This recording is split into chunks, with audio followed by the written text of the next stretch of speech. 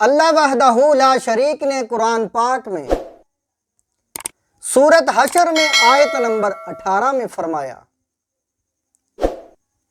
یا ایھا الذین آمنوا اتقوا اللہ ولتنظر نفس ما قدمت لغد واتقوا اللہ ان اللہ خبیر بما تعملون۔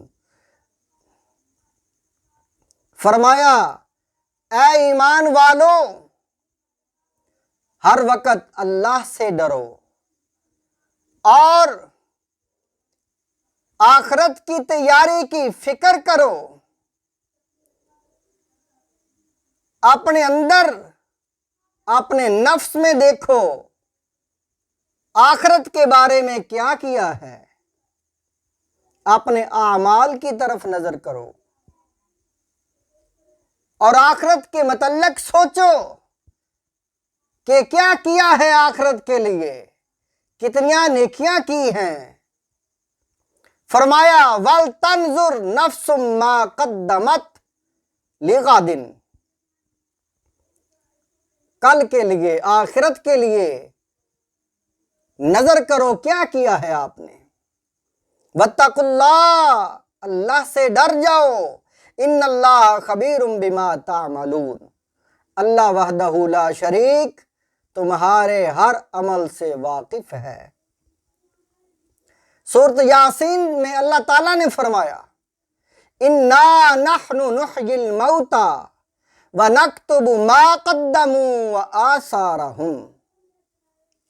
فرمایا کہ اللہ وحدہ لا شریک تمہارے وہ اعمال جو تم نے کیے ہیں سب اللہ تعالیٰ نے لکھے ہوئے ہیں، اور وہ تمہیں زندہ کرے گا دوبارہ مرنے کے بعد۔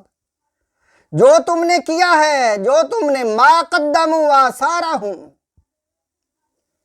ایسے کام جو صدقہ جاریہ میں تعاون کیا، حصہ ڈالا ہے، مرنے کے بعد وہ بھی لکھے جاتے ہیں۔